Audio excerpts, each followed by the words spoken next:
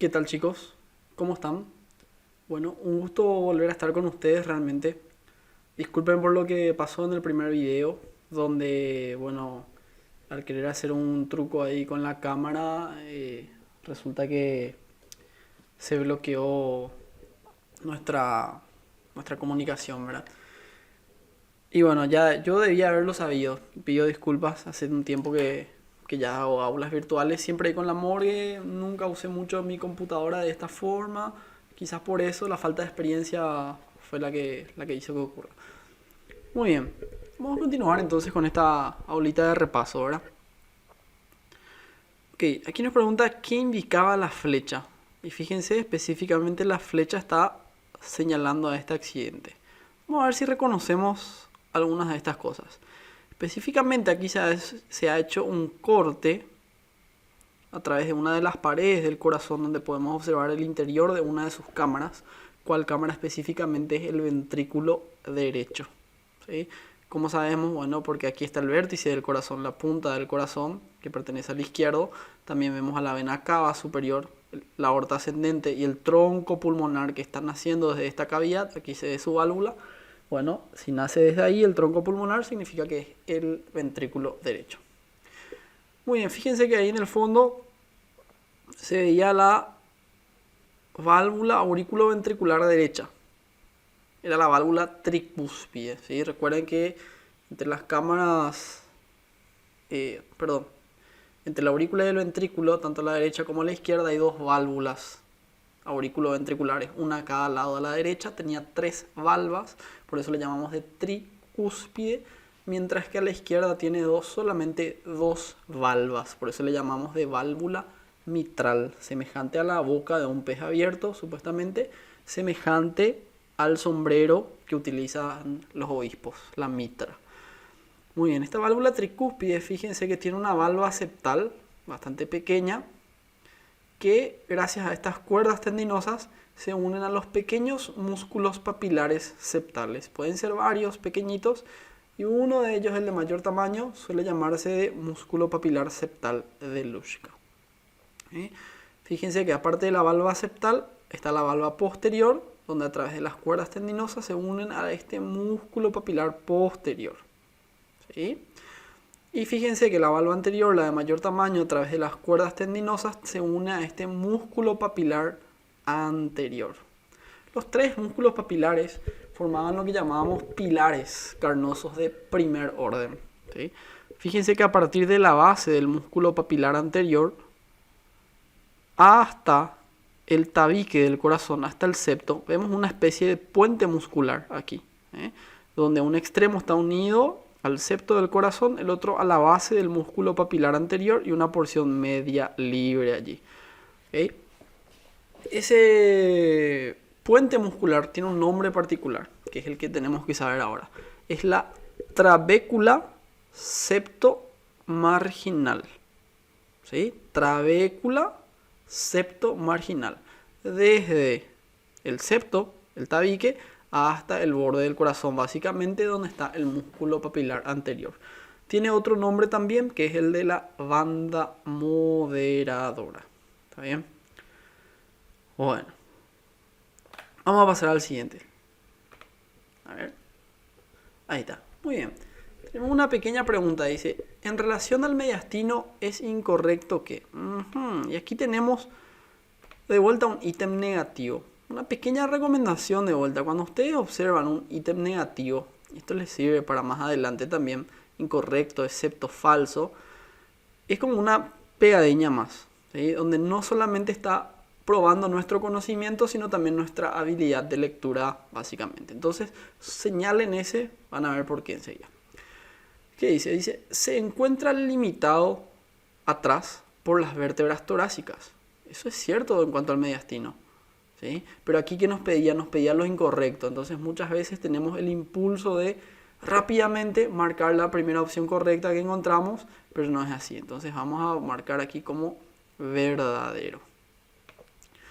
¿Qué más dice? Está ubicada entre los pulmones, específicamente las pleuras mediastínicas. Y es cierto, los límites laterales del mediastino eran las pleuras mediastínicas. donde estaban las regiones pleuropulmonares.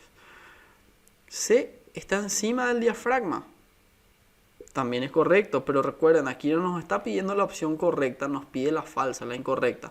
Y justamente el diafragma vendría a ser como el piso del mediastino que le separa del abdomen. ¿Está bien? Vamos a buscar la falsa. Esa es la que tenemos que buscar. Dice, el corazón está situado en el mediastino inferior y en el mediastino medio. ¿Es cierto? ¿Sí? Si ustedes recuerdan, el mediastino inferior volvía a dividirse en 3 porciones. Anterior por delante del pericardio, posterior por detrás del pericardio. Y como el corazón está dentro del pericardio, está en el mediastino medio. Esta opción es correcta, pero aquí no nos pide la correcta, nos pide el excepto, la falsa, el error.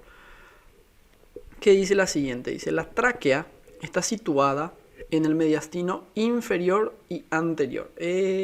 Ahí tenemos un error. Si ustedes recuerdan, ¿cuál era la división entre el mediastino superior y el inferior? Era el borde inferior de T4 hacia atrás y hacia adelante el ángulo external de Lewis. ¿Sí? El ángulo de Lewis. Justamente con esa línea imaginaria horizontal coincide la bifurcación traqueal. Entonces resulta que la tráquea en ningún momento se encuentra en el mediastino inferior. La tráquea se encuentra en el mediastino superior. Tal es así que, entonces, esta opción es la opción falsa. ¿Sí? A ver, como aquí nos pide la incorrecta, fíjense lo que anoté verdadero y falso. Yo les recomiendo apliquen esta técnica cuando ustedes encuentran este tipo de enunciados negativos, le decimos, lo que nos pide el incorrecto. ¿Sí? Entonces, de vuelta, una vez que leyeron en verdadero, falso, hay veces que estamos muy seguros, hay veces que tenemos por lo menos entre 2 opciones, pero sí nos ayuda a no caer en un error,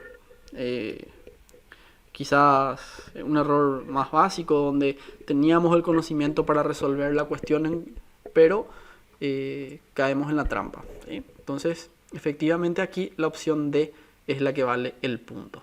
¿Sí? Y aquí tenemos una hermosa imagen. Fíjense, es un corte sagital, ¿no? ¿Qué tipo de corte? El corte sagital. Era vertical y de adelante hacia atrás, básicamente. Donde podemos ver entonces el mediastino. Recuerdan que el tórax, el interior de la cavidad torácica, se dividía en una región impar, el mediastino en el centro, y a cada lado las regiones pleuropulmonares. Muy bien. Aquí tenemos los límites del mediastino entonces. Hacia adelante, el límite anterior lo forma el esternón y los cartílagos costales.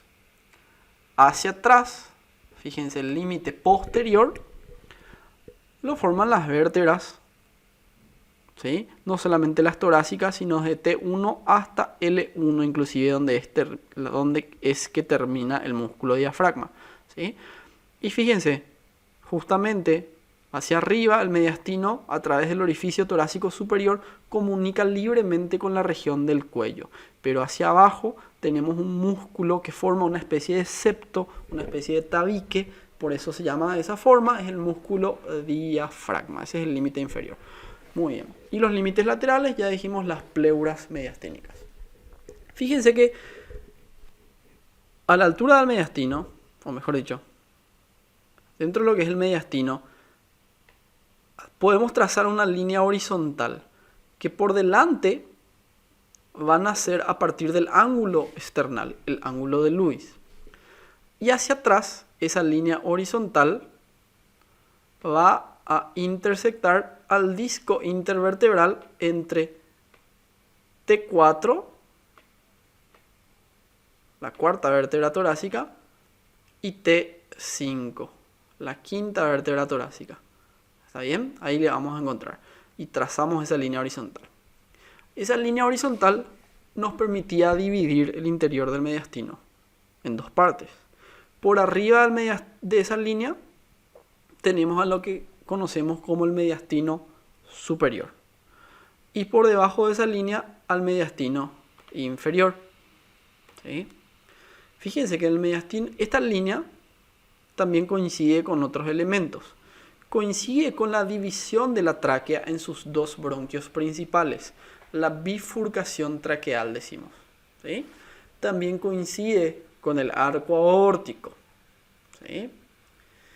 Entonces, fíjense, el mediastino superior es un poco más estrecho también, y el mediastino inferior es un poco más amplio, porque el diámetro del tórax se va volviendo mayor a medida que vamos hacia abajo. Dentro de lo que es el mediastino inferior, así como órgano estrella, básicamente vamos a encontrar al corazón, que está envuelto por ese saco fibroso que era el pericardio, ¿sí? El pericardio fibroso. La presencia del pericardio va a volver a dividir a nuestro mediastino en dos. Por delante, fíjense, del pericardio, aquí pintamos un color celeste, el mediastino anterior, ¿sí? Donde puede estar los restos tímicos, vasos torácicos internos, algunos ganglios, ¿sí? No demasiado contenido. Por atrás del pericardio, de un color medio verde, aquí está pintadito, ¿okay? El mediastino posterior, donde tenemos a la aorta descendente, detrás de ella el conducto torácico, está el esófago con los nervios vagos, ¿sí? Están las venas ácigos, están la cadena simpática con los nervios esplácnicos, ¿sí? Prácticamente una inmensa gran mayoría de los órganos torácicos se encuentran en el mediastino posterior, ¿sí? Y aquí, dentro del pericardio, de este color naranja, básicamente el mediastino medio, donde está el corazón. Y como ven, la tráquea en ningún momento llega hasta el mediastino inferior. Respecto a nuestra pregunta del ítem anterior, ¿sí? En ningún momento la tráquea llega al mediastino inferior. ¿Por qué? Porque la tráquea termina dividiéndose aquí, a nivel de esta línea entre T4 y T5, básicamente. ¿Ok?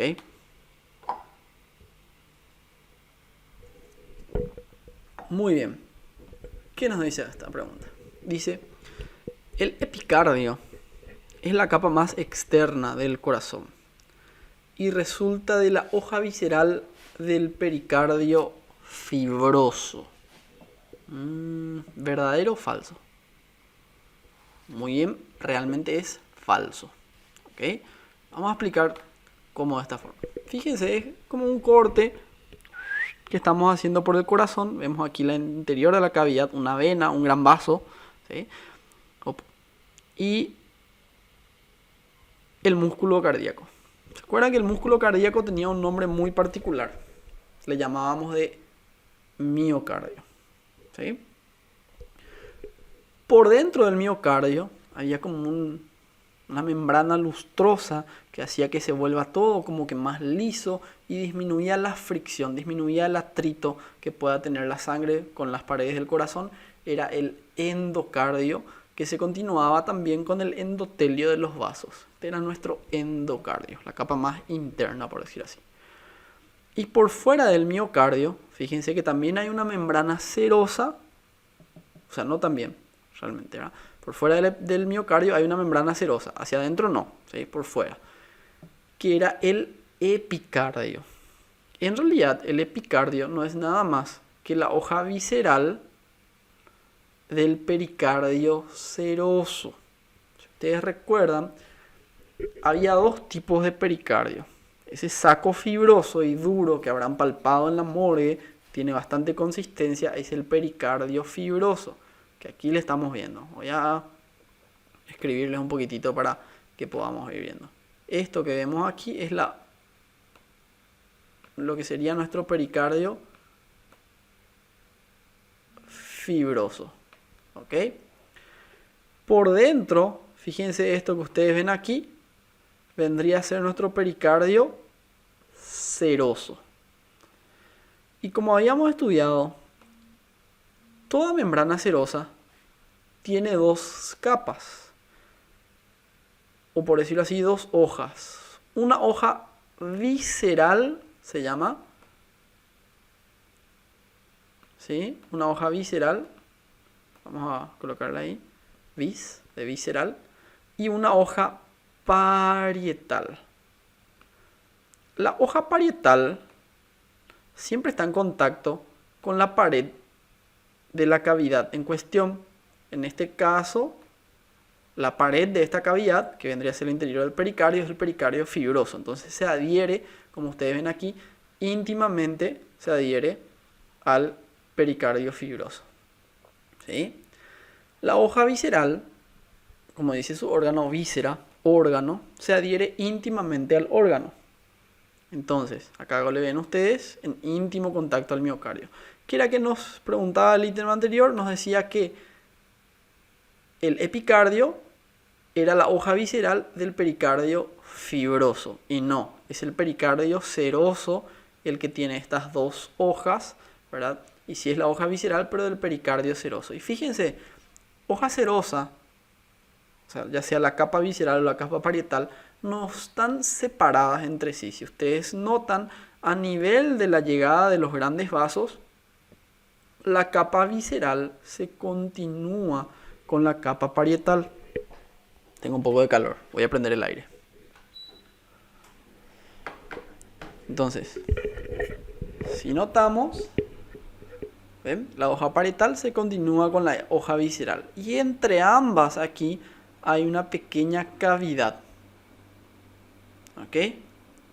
Esa cavidad que se encuentra allí vendría a ser lo que llamamos como la cavidad serosa. En este caso es el pericardio y la cavidad es la cavidad pericárdica. ¿Ok? Bueno, entendimos.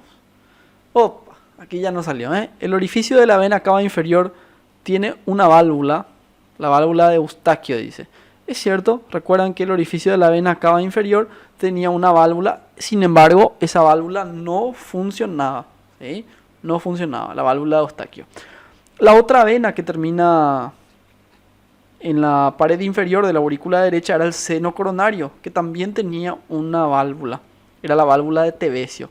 Y para agregar, tampoco funciona, es una válvula incompetente, ¿está bien? Como un pliegue nada más en realidad, no funciona. Muy bien, vamos a ver aquí, sobre las arterias del corazón. ¿Quién nos pregunta? La arteria coronaria izquierda es más larga que la derecha. Primeramente, ¿cuántas coronarias habían? 2 coronarias, la derecha y la izquierda. Ambas son las primeras ramas colaterales de la aorta ascendente, ¿sí? Ramas intrapericárdicas. Y fíjense, la derecha se ubica en la parte derecha del surco coronario, llega hasta la cara inferior, y la izquierda rápidamente se divide en una interventricular anterior y su rama circunfleja, la que da la vuelta. Aquí se ve, fíjense esta imagen que ven en la porción superior izquierda de su pantalla, corresponde a un corte a nivel de los orificios auriculoventriculares, a nivel del surco coronario, ¿sí? Y se ve muy bien que la coronaria izquierda rápidamente se divide en la interventricular anterior y su rama circunfleja. Entonces, entre nuestras dos arterias coronarias, la izquierda es más corta, la derecha es más larga, ¿sí? ¿Qué nos dice después? La interventricular posterior es rama de la coronaria derecha. Y sí, fíjense, vamos a analizar el trayecto de la coronaria derecha, del surco coronario, llega hasta el borde derecho y luego pasa a la cara inferior, donde, ¿cómo va a terminar? Al llegar al surco interventricular posterior, da una vuelta, se introduce en el surco y termina como arteria interventricular posterior, ¿sí? Muy bien. Dice, la arteria interventricular anterior recurre el surco coronario, la opción C. Y falso, porque en el surco coronario, fíjense, a la derecha vamos a tener a la coronaria derecha y a la izquierda a la rama circunfleja de la coronaria izquierda, ¿ven? A su ramita circunfleja. En ningún momento la interventricular anterior se encuentra en el surco coronario, ¿sí? Más bien se encuentra en el surco interventricular anterior, con la misma vena, la vena interventricular anterior. ¿Está bien? Entonces la C también es falsa. Dice, la arteria interventricular posterior forma parte del triángulo, ¿sí? Esto que hicimos colocar, el triángulo de Mouchet. ¿Dónde estaba este triángulo? Era un desafío del que hablamos en la clase de anatomía. Era precisamente este que ustedes ven aquí. Fíjense que al dividirse la arteria coronaria izquierda en su rama interventricular anterior y la rama circunfleja, forma una especie de ángulo, ¿sí? Ese ángulo es cerrado aquí en su base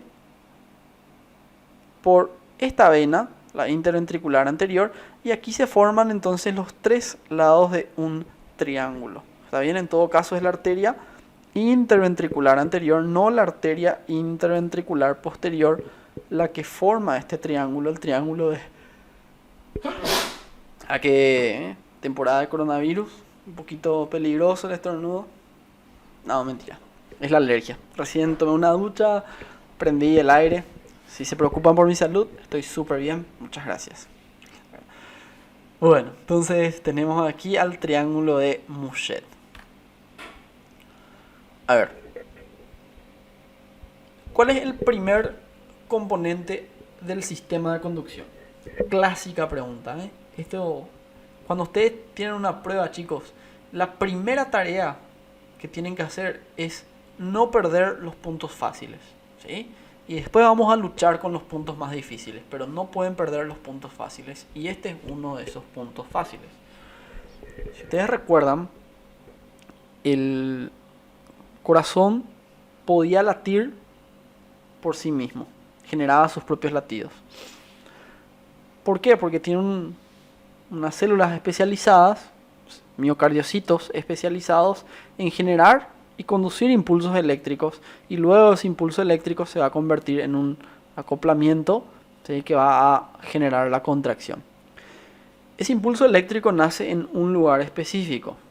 Si todo funciona bien, en un lugar específico, que es el marcapasos normal del corazón, ¿okay?, que se encuentra justamente en la porción sinusal de la aurícula derecha, la región del seno de las venas cavas, y por eso se llama de nodo sinusal o nodo sinoauricular. Ahí se genera básicamente nuestro impulso eléctrico, ¿sí?, nuestra orden de contracción. A partir de allí se propaga hacia la aurícula izquierda y también hacia la aurícula derecha, en la región del tabique auriculoventricular, donde se encuentra el siguiente de los elementos, el nodo auriculoventricular o nodo AB.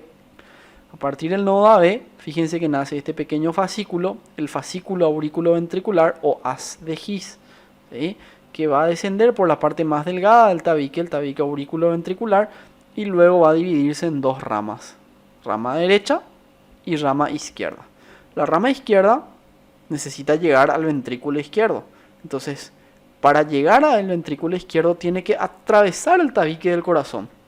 ¿Recuerdan? El corazón tiene una porción derecha y una porción izquierda, ¿verdad? Entonces necesita atravesar ese tabique del corazón, apenas la rama izquierda, y así es como llega a las cámaras izquierdas. Y luego estas ramas derecha e izquierda ya se dividen en fibras más delgadas, ramos subendocárdicos le llamamos, que son las fibras de Purkinje. Muy bien. A ver.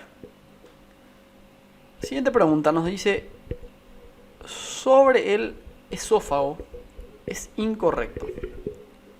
Presenta 3 porciones y una travesía diafragmática. Opa, aquí vamos a hacer de vuelta nuestro ritual. Cuando nos dicen incorrecto, excepto, negativo, vamos a señalar esta palabra para tenerla siempre en mente.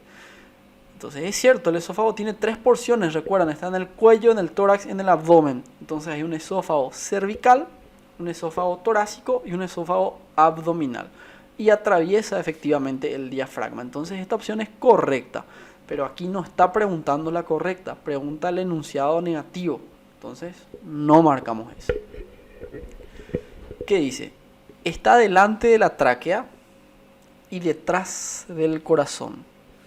¿Sí? Está detrás del corazón, ¿sí?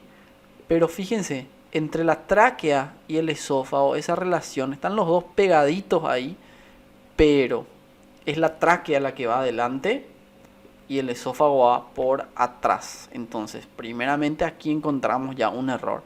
El esófago está detrás de la tráquea y también detrás del corazón. Vamos a señalar eso. Encontramos falso por el momento. Muy bien, dice, el esófago se continúa con la faringe a nivel de C6 y efectivamente a nivel de C6 se encuentra el esfínter esofágico superior, ¿sí?, que marca el límite entre la faringe, ¿sí?, y el esófago. Luego dice, podemos encontrar al esófago en el mediastino superior, ¿cierto? Primeramente está en el mediastino superior, por encima de la línea horizontal que pasa por el ángulo de Lewis, y luego ya se encuentra en el mediastino inferior. ¿Qué parte del mediastino inferior? El mediastino posterior, ¿ok? Por detrás del pericardio, entonces el mediastino posterior. Esta opción es verdadera también. Y finalmente dice, atraviesa el diafragma con los nervios vagos. Exactamente, si ustedes recuerdan, ya en el mediastino inferior, los nervios vagos están en estrecho contacto al esófago, ¿sí? ¿Se acuerdan que el derecho pasaba por atrás del esófago y el izquierdo pasaba por delante? Entonces esta opción también es correcta, pero de vuelta, en este enunciado nos pedían la incorrecta, entonces aquí la que vale el punto es la opción B, efectivamente. ¿Sí? Muy bien, vamos a la imagen, aquí está. ¿Ven? Hay una porción del cuello, el esófago cervical, una gran parte del esófago está en el tórax, el esófago torácico, atraviesa el diafragma y luego llegamos hasta el abdomen. Estas son las tres porciones de nuestro esófago. ¿Está bien? En contacto aquí con el esófago, fíjense estos nervios. ¿Qué nervios serían? Los nervios vagos, justamente, que atraviesan el diafragma pegaditos al esófago. Esta es una vista posterior, por eso estamos viendo el vago derecho por atrás y el vago izquierdo por delante del esófago. Efectivamente se continúa con la faringe a nivel de C6, ¿sí? Y no vemos aquí la tráquea, ¿por qué? Porque la tráquea tiene que estar por delante. Aquí se ve muy bien en la faringe y luego de la faringe ya el esófago. Y es cierto, por delante del esófago está el pericardio, que hemos retirado en esta imagen, ¿sí? Pero en el mediastino superior, fíjense cómo la tráquea en realidad está por delante, nunca por atrás del esófago, ¿ok? Este es otro de los temas clásicos, esa relación entre la tráquea y el esófago, ¿ok? No la olviden, chicos, ¿eh? No la olviden. Después más adelante van a ver que les va a servir cuando lleguen a cuarto o quinto curso, van a recordar esto de vuelta. A ver, ¿qué dice? El músculo diafragma es el músculo respiratorio por excelencia. En realidad es solamente inspirador. Correcto. Pero de vuelta, ¿qué nos dice aquí? Este es un ítem con pegadilla de vuelta, ¿eh? Incorrecta, la opción falsa. Es cierto, el diafragma, vamos a buscar una imagen. Bueno, cuando el diafragma se contrae, recuerdan que tenía esa forma de cúpula, ¿sí? Y cuando se contrae, la cúpula se aplana y tracciona a las pleuras y a los pulmones hacia abajo, entonces puede entrar aire. Realmente la inspiración normal es un fenómeno activo que requiere el uso de músculos. Y cuando llega el momento de la expiración, esos músculos se relajan y el aire simplemente sale de vuelta para afuera. ¿Sí? En una inspiración y una expiración normal. Es diferente la forzada, cuando se reclutan más músculos ahí. Ahí va a ser diferente ya. ¿Ok? Muy bien. Entonces esta opción es verdadera. Por el hiato aórtico del diafragma atraviesa el conducto torácico. Es verdadero. Por detrás de la aorta atraviesa el conducto torácico. Y dice, en el ángulo tráqueo-esofágico se encuentra el laríngeo recurrente derecho. Y fíjense, ¿se acuerdan que entre la tráquea y el esófago encontramos el ángulo tráqueo-esofágico izquierdo? Ese ángulo no existe a la derecha, ¿sí? Solamente a la izquierda. ¿Por qué? Porque la tráquea está un poquito desplazada hacia la derecha y deja ese espacio entonces. Ahí está el ángulo tráqueo-esofágico izquierdo. donde se encuentra el nervio laríngeo recurrente izquierdo. ¿Está bien? Entonces, esta opción es falsa. Vamos a anotar aquí, vamos a anotar. Vamos a fingir que no vimos eso. Vamos a continuar. Y dice, el nervio vago izquierdo se hace anterior y el nervio vago derecho se hace posterior con relación al esófago. Y era lo que acabamos de ver, ¿sí? Ven aquí el nervio vago izquierdo por delante del esófago y el nervio vago derecho se iba a ir a esconderse por detrás del esófago. ¿Está bien? Entonces, esta efectivamente es verdadera también. Y finalmente, la cadena simpática se encuentra en el mediastino posterior. Es cierto, primeramente en el superior y luego en el inferior, donde ahí ya está en el mediastino posterior la cadena simpática. Entonces, aquí pregunta el ítem incorrecto. Debería ser efectivamente la letra C, la que vale el punto. Muy bien. A ver, continuamos. Dice, a nivel vertebral se bifurca la tráquea. Una pregunta, ¿a qué nivel vertebral se bifurca la tráquea? A ver, vimos recién. Era una línea horizontal que hacia adelante alcanzaba el ángulo external y hacia atrás el borde inferior de T4. ¿Ok? Entonces, tráquea con T4. Vamos a hacerlo bien grande, ¿sí? Borde inferior de T4, T5. No son ramas de la aorta torácica porción descendente. Y de vuelta aquí una trampita. Ven que dice no son. El ítem negativo. Pericárdicas, mediastínicas, intercostales, esofágicas, bronquiales. ¡Epa! ¿Qué pasa? Pero están las intercostales anteriores. ¿Recuerdan que teníamos una regla mnemónica para recordar las ramas de la aorta? ¿Sí? La aorta descendente sobre todo. La aorta ascendente es fácil. Las coronarias, la aorta ascendente.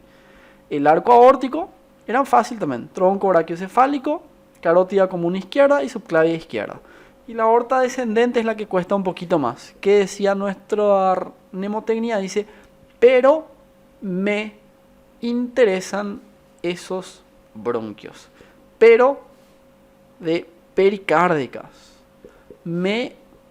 Mediastínicas. Interesan de intercostales posteriores. Atrás, mediastino posterior. Esos de esofágicas medias. Y bronquios de las ramas bronquiales. ¿Entendieron?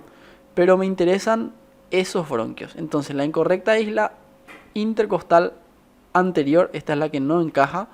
¿Está bien? Entonces este debería ser la opción incorrecta. ¿Se entiende? ¿Ok? Entonces, ¿rama de quién? La intercostal anterior, efectivamente, de la torácica interna, las primeras 6 y las últimas 6 de las musculofrénicas. ¿Se entendió? ¿También? ¿Seguro? Bueno. A ver, dice, detrás del pedículo pulmonar pasa el nervio frénico y delante el nervio vago. Esto ya es otro de los ítems que no podemos errar. ¿Sí? En la morgue probablemente habrán visto el nervio vago y el nervio frénico, los dos vienen bajando por el tórax, ¿sí? Y una herramienta que utilizamos para reconocer a los dos, distinguir, es cuál pasa por delante del pedículo pulmonar, cuál pasa por atrás. El frénico siempre por delante, el vago siempre por atrás del pedículo pulmonar. Y eso nos ayuda a distinguirlo a los dos. Eso es falso. Aquí, fíjense. Entonces, ¿qué tenemos acá? Voy a cambiar de puntero. El pedículo pulmonar izquierdo, ¿no? Notan esta imagen, ¿se entiende? Es como que a la izquierda del tórax retiramos la pared torácica, retiramos el pulmón izquierdo, entonces estamos viendo el mediastino, ¿sí? El mediastino, pero desde una vista izquierda. Identificamos el pedículo pulmonar, los elementos de la raíz, por encima del arco aórtico y fíjense, un nervio que desciende por delante del pedículo pulmonar y otro por atrás del pedículo. ¿Cuál sería este? A ver. Muy bien. El nervio frénico. ¿Sí? Excelente. A ver, de verdecito aquí. ¿Qué ítem sería este, ¿Qué les parece a ustedes? ¿Cuál podría ser? Está pegado al esófago, detrás de la arteria subclavia. El conducto torácico, ¿sí? En el mediastino inferior, en relación a la aorta, en el mediastino superior, sigue el trayecto de la arteria subclavia izquierda, que es su arteria satélite, decimos. ¿Sí? Súper. Muy bien. ¿Qué tenemos aquí en la siguiente flecha? ¿Cómo se llamaba esta cadena de nervios? Probablemente habrán visto en la morgue, en las últimas prácticas. Algunos sí, otros no, porque fue justo esa semana que hicimos la cuarentena, ¿verdad? Era una cadena nerviosa que estaba pegada a la pared torácica. No podemos separarle porque entra en contacto ahí con todos los nervios intercostales. Esta era la cadena simpática torácica. Súper. Esto que está aquí. ¿Cómo se llamaba? Fíjense, es un pequeño ligamento que está uniendo el arco aórtico a la arteria pulmonar izquierda. ¿Cómo se llamaba? Es un poquito más difícil ya, ese sí. Muy bien, es el ligamento arterioso. ¿Sí? Resulta que durante nuestra vida intrauterina hay una circulación un poquito diferente. Entonces hay un conducto entre el arco aórtico y la arteria pulmonar izquierda. Se llama del conducto arterioso. Ya después de que nacemos, respiramos, esa circulación cambia un poco y en las primeras 24 horas rápidamente se cierra ese conducto arterioso y queda un vestigio, un remanente, ¿verdad? De lo que fue alguna vez el conducto, que es el ligamento arterioso. Fíjense que detrás del ligamento arterioso está el origen de este nervio, una rama del nervio vago que nace aquí en el tórax, ¿sí? Es el nervio laringio recurrente izquierdo. Excelente. Muy bien, la siguiente flecha, esta de aquí, ¿qué tenemos? Es una arteria que desciende por los espacios intercostales anteriores a cada lado del esternón, la que recién mencionamos que originaba las primeras 6 intercostales anteriores. ¿Cuál era? Muy bien, baja en esta región, le conocemos por eso de arteria torácica interna o mamaria interna también, ¿sí?